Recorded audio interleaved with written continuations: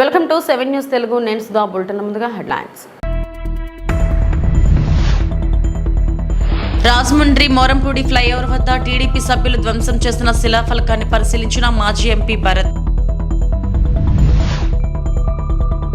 రామోజీరావు మరణం దిగ్భ్రాంతికి గురి చేసిందన్న వైఎస్ఆర్ కాంగ్రెస్ పార్టీ అధ్యక్షులు వైఎస్ జగన్మోహన్ రెడ్డి.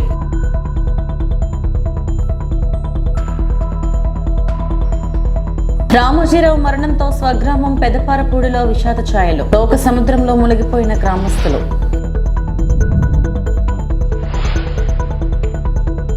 ఎన్టీఆర్ జిల్లా విజయవాడ లలిత జ్యువెలర్స్ ఎదురుగా గన్నవరం మాజీ ఎమ్మెల్యే వల్లభనేని వంశీ అపార్ట్మెంట్ వద్ద ప్రస్తుత నూతన ఎమ్మెల్యే యార్లగడ్డ వెంకట్రావు అనుచరులు దాడి చేశారు. ఈ దాడిలో వంశీ వాహనాలకు స్వల్ప ధ్వంసం జరిగింది. యార్లగడ్డ వెంకట్రావు అనుచరులు సుమారుగా 4 కారుల్లో వచ్చి హడావిడి చేస్తున్నట్లు సమాచారం.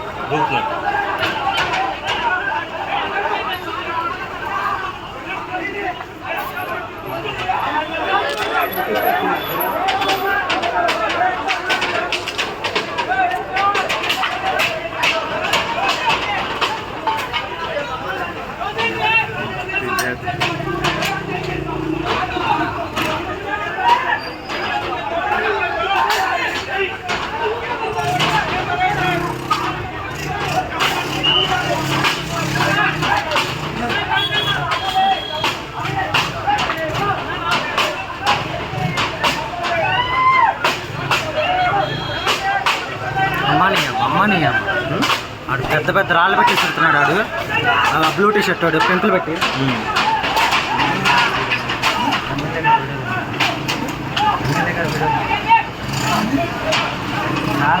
అన్నారు.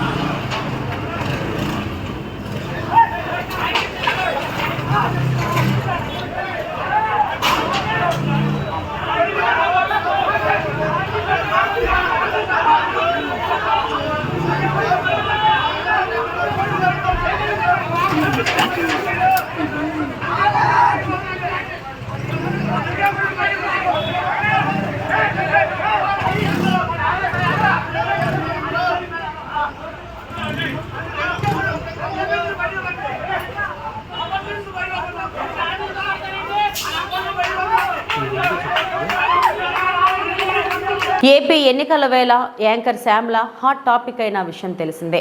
2019 ఎన్నికలకు ముందు వైసీపీ తీర్థం పుచ్చుకున్న యాంకర్ శ్యామల ఆ పార్టీ విజయం కోసం గట్టిగానే పనిచేశారు. ఆ తర్వాత పార్టీ అధికారంలోకి వచ్చింది.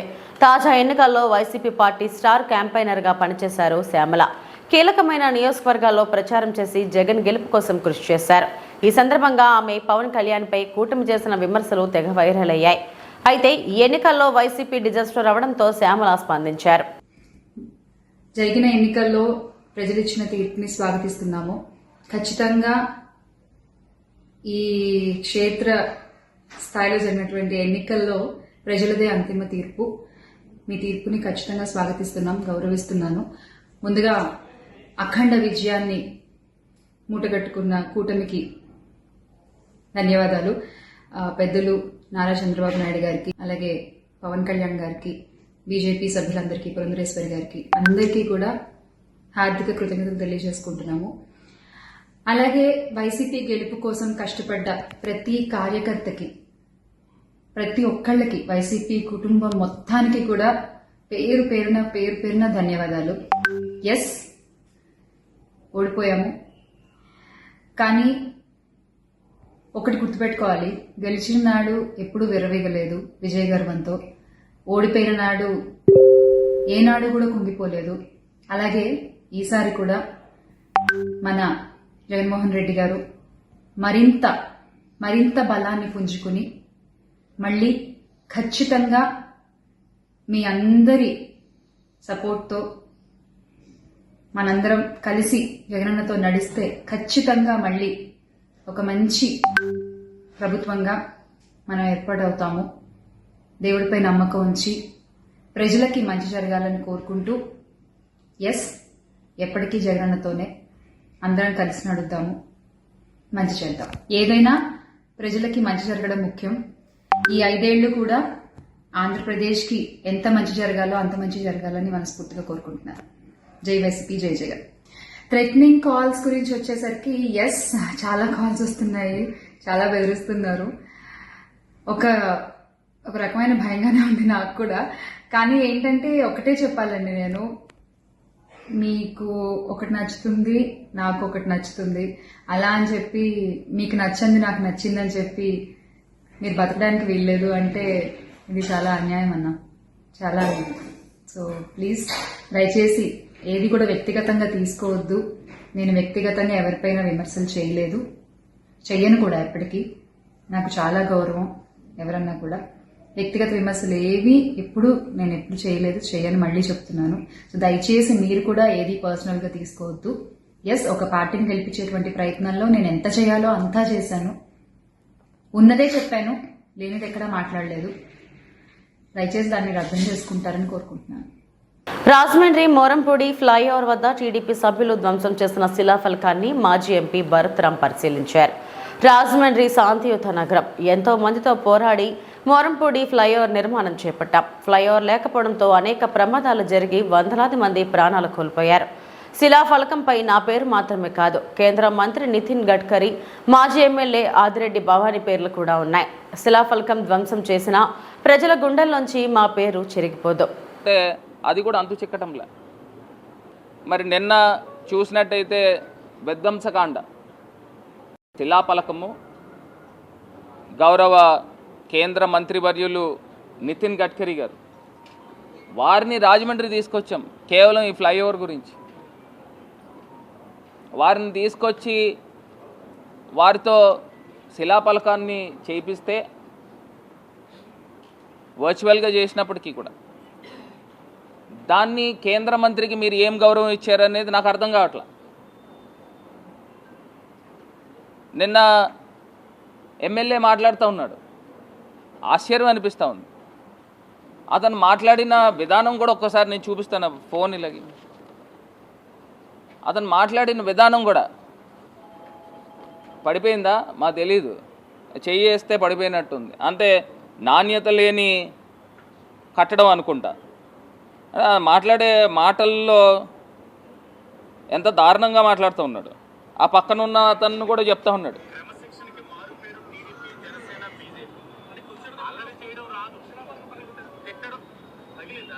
పగిలిందా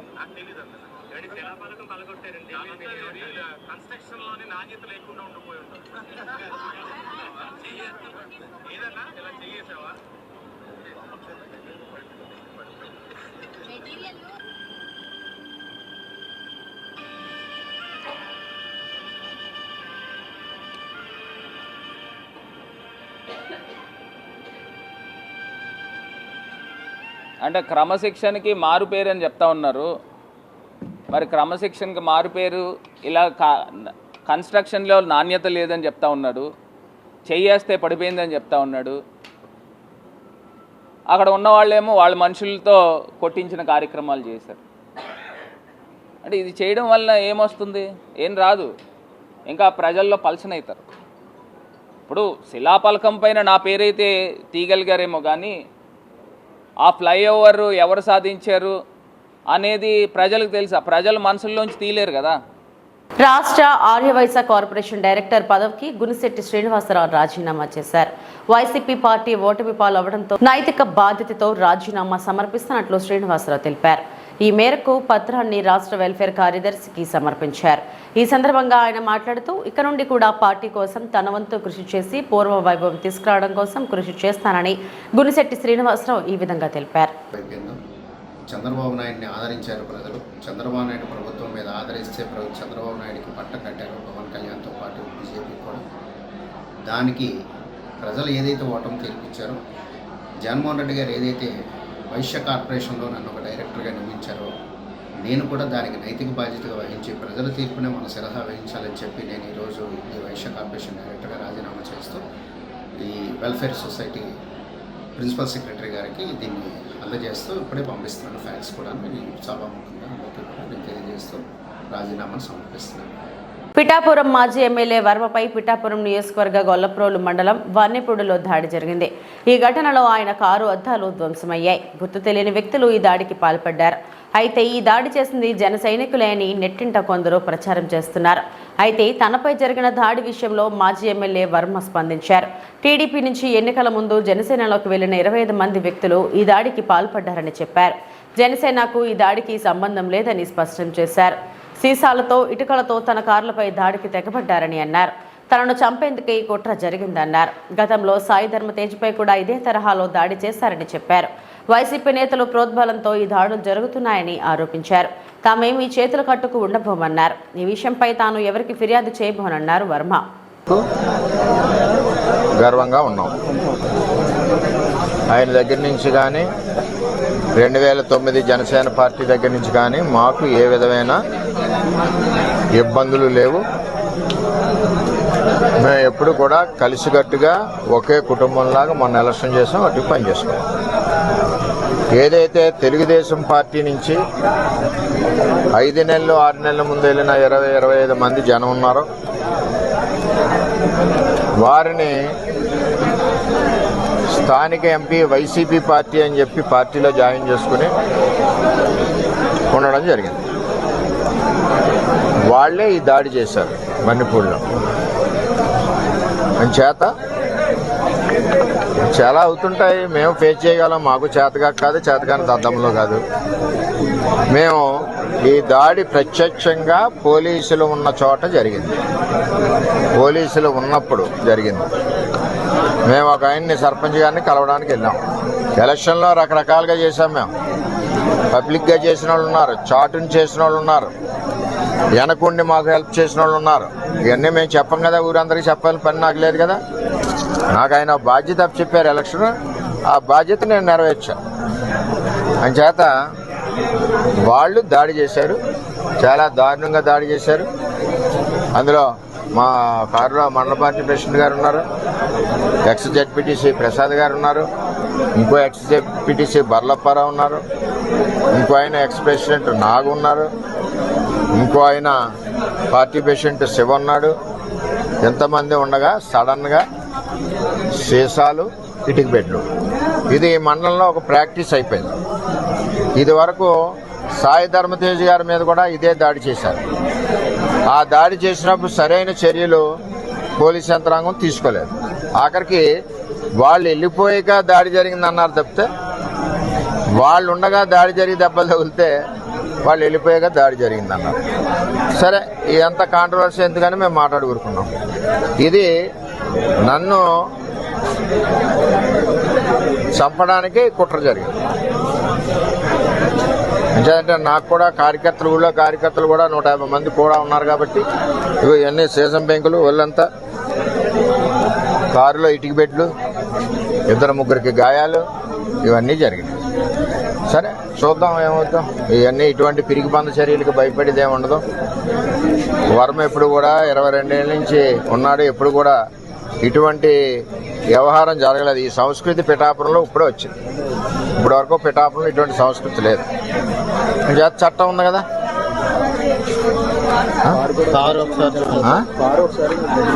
కారు కూడా ఒకసారి చూడండి. ఆ కారును కూడా నేను రిపేర్ చేయించిన, ఆ కారుని సెంటర్లోనే ఉంచేస్తా. పోలీసు సరైన నిర్ణయం తీసుకునే వరకు ఆ కారు ఈవేళ ఇక్కడ గెస్ట్ హౌస్ దగ్గర ఉంది, రేపు రోడ్డు మీద సెంటర్లో పెట్టేస్తా లాక్ చేసి. కొత్తగా తెలుగుదేశం పార్టీ నుంచి కొత్తగా వెళ్ళిన జనసేన నాయకులు వన్నెపూడికి సంబంధించి ఇంకా ఉన్నారు. వాళ్ళ చరిత్ర కూడా ఇది వరకు అదే. అందుకనే పార్టీలోంచి పంపించాం, ఆ పార్టీలో తీసుకున్నారు. అది ఎవరి పార్టీ వాళ్ళ ఇష్టం, మనం వద్దని అనడానికి వీల్లేదు. సరే ఏం జరుగుద్దో ఆలోచిద్దాం. మా నాయకులు అయితే కంప్లైంట్ వద్దన్నారు, మేము ఇప్పటి వరకు కంప్లైంట్ కూడా ఇవ్వలేదు. అది జనసేన అధినేతకి నిన్నటికి నేటికి కూడా మీరు దేవుళ్ళలాగే కనిపించారు, దేవుడు అనేది అని అంటున్నారు. ఇప్పుడు జన సైనికులు కానీ నాయకులు కానీ విధమైన చర్యలపై తమరు ఏ విధమైన జనసేన నాయకుడికి కానీ 2009 జనసేన తమ్ముళ్ళకి కానీ మాకు కానీ ఏ విధమైన ఇబ్బందులు గొడవలు లేవు, అంతా కుటుంబంలాగా ఉన్నాం. ఏదైతే తెలుగుదేశం పార్టీ నుంచి వెళ్ళిన నాయకులు ఉన్నారో 20-25 మంది, వాళ్ళందరూ మా పార్టీ కార్యకర్తల మీద దాడి చేస్తున్నారు, మా మీద దాడి చేస్తున్నారు, నా మీద ఫస్ట్ టైం ఈ విధంగా చేస్తూ ఉన్నారు. చట్టం ఉంది కదా, చూద్దాం. మా నాయకులు అయితే ఇప్పుడు వరకు కంప్లైంట్ ఇవ్వలేదు. నాయకులు మా మండల పార్టీ ప్రెసిడెంట్ గారు ఇల్లు చూసి కంప్లైంట్ ఇవ్వాలా. మరి అందరూ కూడా బుద్ధి చెప్పేవాళ్ళం, అందరికీ చేతన అవుద్ది కదా. ఏం చేయాలన్నది వాళ్ళు నిర్ణయిస్తారు. పనంగా పెట్టి మీరు పవన్ కళ్యాణ్ గారు నిర్దేశంలో కీలక పాత్ర వహించారు. ఈ రోజు మీరే చెప్తున్నారు ప్రాణాలు కూడా తీయబోయారని చెప్పి అదే జనసేన కార్యకర్తలు వన్నిపూడి గ్రామంలో అంటున్నారు. అసలు ఇక్కడ సవరణ జనసేనలోకి తెలుగుదేశం పార్టీలోంచి వెళ్ళిన కొత్త జనసేన కార్యకర్తలని చెప్తున్నాను. ఇది ఎంపీ గారి గ్రూప్. ఇది ఆయన ఇప్పటి నుంచి కాదు, 8 నెలల నుంచి వీళ్ళ ద్వారా తెలుగుదేశం పార్టీ మీద పోరాడుతూ ఉన్నాడు. జనసేన బలానికి పనిచేయలేదు ఆయన ఎప్పుడు. అయినా మేము అతనికి కూడా సిన్సియర్గా ఓటు అడిగాం. అది తెలుగుదేశం పార్టీ సంస్కృతి. అది మీకు మినిస్ట్రీ రాకుండానే ఎలాంటి కొన్ని ఆరోపణలు చేస్తున్నారు. ఏమండి, ఎవరు ఎన్ని కుక్కలు మురిగినా నాకేమీ ఇబ్బంది లేదు. నేను ఎవరికి భయపడే మనిషిని కాదు. 22 ఏళ్ళ నుంచి ప్రజల్లో ఉన్న మనిషిని. నేను ఎవరికి భయపడను. నా మీద ఎంతమంది దాడులు చేసినా చేయనండి, చట్టాలు ఉన్నాయి. ఇది పవన్ కళ్యాణ్ గారికి కానీ నాకు కానీ, పవన్ కళ్యాణ్ గారికి కానీ ఆ 2009 బ్యాచ్కి కానీ ఎవరికి ఇది సంబంధం లేదు. నేను ఎవరికి ఫిర్యాదు చేయను కూడా. అది ఏ విధంగా జరగాలో ఆ విధంగా జరుగుతుంది. తిరుపతి శ్రీనివాస ఫ్లైఓవర్ పై ఎలక్ట్రికల్ బస్సును ఆర్టీసీ బస్సు ఢీకొంది. 2 బస్సులతో పాటు సుమో ప్రమాదానికి గురైంది. ప్రయాణికులకు స్వల్ప గాయాలయ్యాయి. అంబులెన్స్ ఘటనా స్థలానికి చేరుకొని గాయపడ్డ వారిని రియా ఆసుపత్రికి తరలించింది.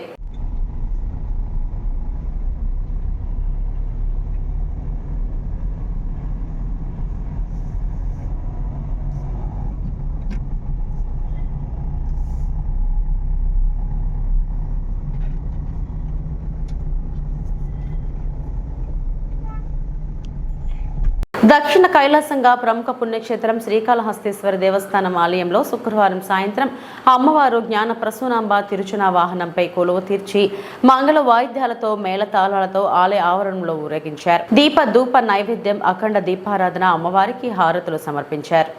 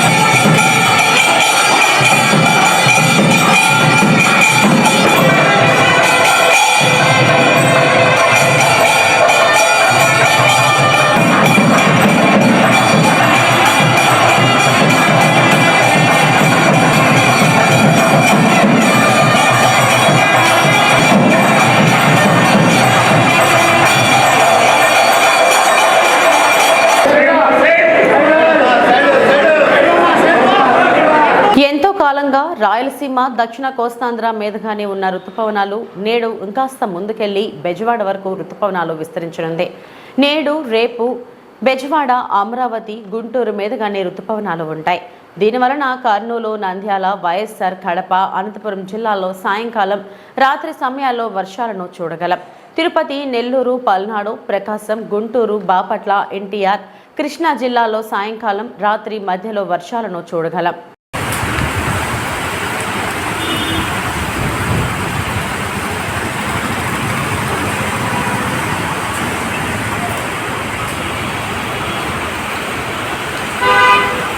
తన గురువు, మార్గదర్శకుడు రామోజీరావు మరణం బాధ కలిగించిందన్నారు సూపర్ స్టార్ రజనీకాంత్. జర్నలిజం, సినిమాలో చరిత్ర సృష్టించిన ఆయన రాజకీయాల్లో కింగ్ మేకర్ అని కొనియాడారు. ఉషా కిరణ్ మూవీస్లో పనిచేస్తున్న నాటి నుంచి జబర్దస్త్ వరకు ఆయనతో అనుబంధాన్ని గుర్తు తెచ్చుకున్నట్లు మాజీ మంత్రి రోజా తెలిపారు. ఇక బోయపాటి శ్రీను తదితర సినీ రాజకీయ ప్రముఖులు రామోజీ మృతికి సంతాపం ప్రకటించారు.